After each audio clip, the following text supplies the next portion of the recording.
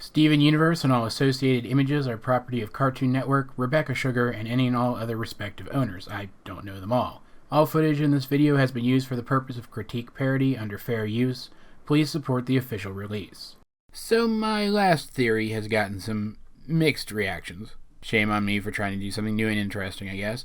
Either way, this week we are getting back to basics and talking about something a little bit more easily digestible and a little bit more along the lines of a typical Steven Universe theory. Now, keep in mind, if this theory feels a little incomplete, it's because it is. I'm going to be doing theory update videos every other week for about the next month and a half to 2 months, so it won't be next week that this happens, but I do have another theory planned, as of now, for the week after next, but that could change, I guess. That continues in the same vein as this video, but I really did feel like I needed to break these two up into two separate videos, otherwise it just would have been too long and too densely packed with stuff. So in preparation for that video, in which I will be discussing what I think is the origin of the gems, something that I know a lot of you have been requesting for a very long time, I'm going to be discussing why it is that I feel that it is absolutely impossible that the gems were created to fit into the society that they exist in now, that it is impossible that the gems were originally made to serve the diamonds. This is the diamonds as they are now with the agenda they have now. I don't know if they were ever different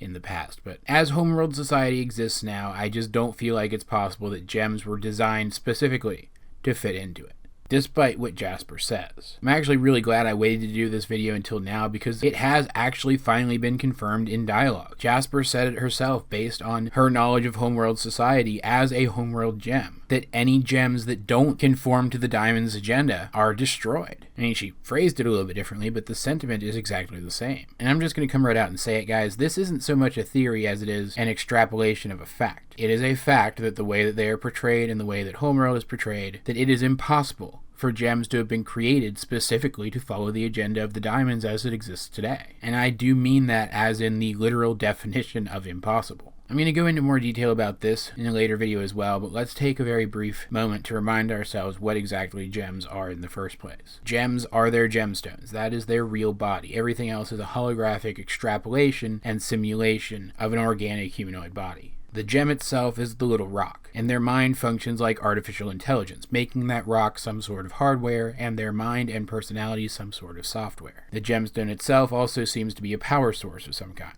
one which can seemingly continuously recharge itself. And that's not a theory, guys. That's the obligatory part of each one of my videos that isn't a theory. I want to reiterate that because I know there's going to be somebody in the comments, more than one somebody probably, who states that my theory that gems are artificial intelligence is wrong. It's not a theory. The way that they are explained and portrayed in the show, in all of the canon material in fact, makes it obvious that that is the intention, that the gems are intended to be artificial intelligence, that is how the crew has always intended to portray them. So keeping that in mind, how can we use the nature of artificial intelligence to extrapolate whether or not gems were initially created to serve the diamonds? To serve the diamonds and the agenda that they have now? Well, that's easy. The gems have behaviors programmed into them that don't suit serving the diamonds. There you go, video over. See you guys next week.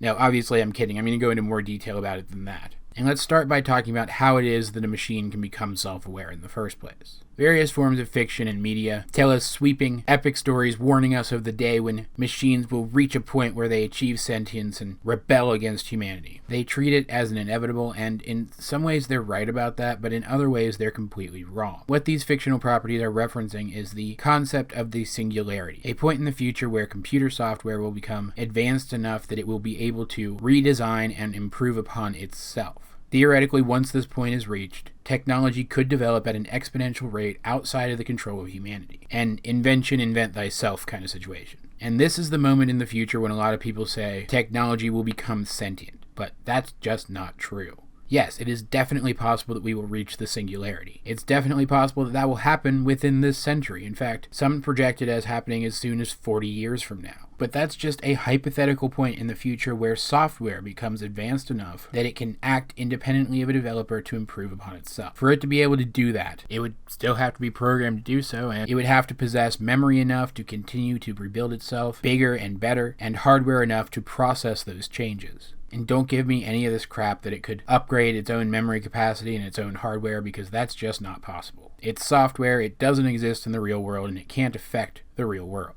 It's not possible for a computer intelligence to just will changes to the physical equipment that drives it. That means that even once our technological capabilities reach the singularity, technical limitations may prevent the singularity from actually happening. But even if it does, all that means is that computer intelligences as we understand them today will become more sophisticated. It doesn't mean that those computer intelligences will come to life. Every day we are writing software to govern robot brains and artificial intelligences that are closer and closer to appearing like a sentient creature, working off of the one example that we have, that being humanity. And yes, once instances of AI software reach the singularity, they could develop sentience. But even then, all we would have to do to prevent technology from becoming self-aware, assuming that that's something we wouldn't want to happen, is to limit the memory capacity, limit the hardware, and just generally prevent the software from being able to function at a level at which sentience is possible. Now let's look at gems. Apparently their gemstones have the memory capacity and the hardware necessary to sustain a learning, developing, sentient computer program.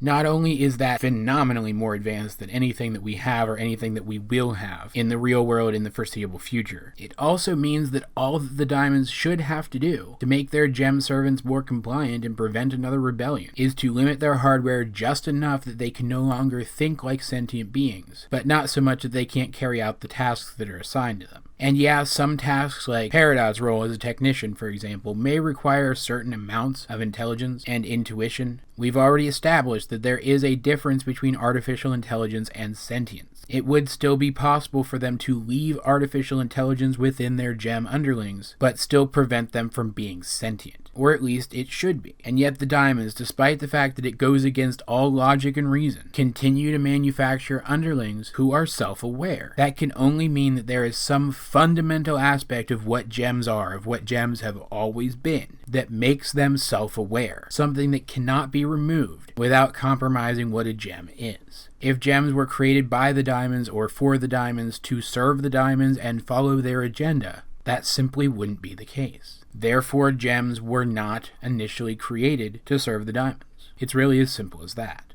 And you gotta figure that the diamonds are afraid every single day, that the gems beneath them will figure this out and rise up. This is more than likely the reason why they're afraid of cross-gem fusions, since cross-gem fusions wouldn't fit within their agenda. It's likely why they were seemingly afraid to use anything other than soldiers to fight against Rose and her rebellion in the war, despite the fact that they had hundreds if not thousands of non-soldier gems to fight for them as well. Using those non-soldier gems for something other than their designated purpose would have only reinforced the things that Rose and her followers were saying. And this also helps explain why Yellow Diamond is so anxious to destroy the Earth rather than establish a colony there like Homeworld originally intended. The Earth still bears evidence of the rebellion, evidence which may remind the people of Homeworld, the general public of Homeworld, that a group of gems once chose to rise up against the diamonds, and that they might have that choice as well. Boiled down to the very basics of my argument here, gems have the ability to choose, and that ability can seemingly not be taken away from them. Therefore, it is virtually impossible that they were originally designed to follow the diamonds. And guys, like I said before, I really don't think I'm wrong about this one. But I would still love to know your thoughts on the arguments put forth in this video, so let's get a discussion going in the comment section down below. Either way, this has been AJ22, and I will talk to you guys later. Do you have a theory idea or merely a musing about the show that you'd like me to discuss? You can head on over to my Facebook page and send me a message detailing your ideas, and if I find them interesting enough, I'll be sure to respond. Or you could head on over to my Tumblr page and send me an ask. If it's not something that I've covered before, I'll be sure to answer. If you are on Facebook or Tumblr, I also recommend that you like and or follow me there as well to keep up to date on all of my content as well as any supplementary content that I might post on either of those sites. And if you know anyone on Facebook or Tumblr who might find my content interesting, please share it with them. I'd really appreciate it.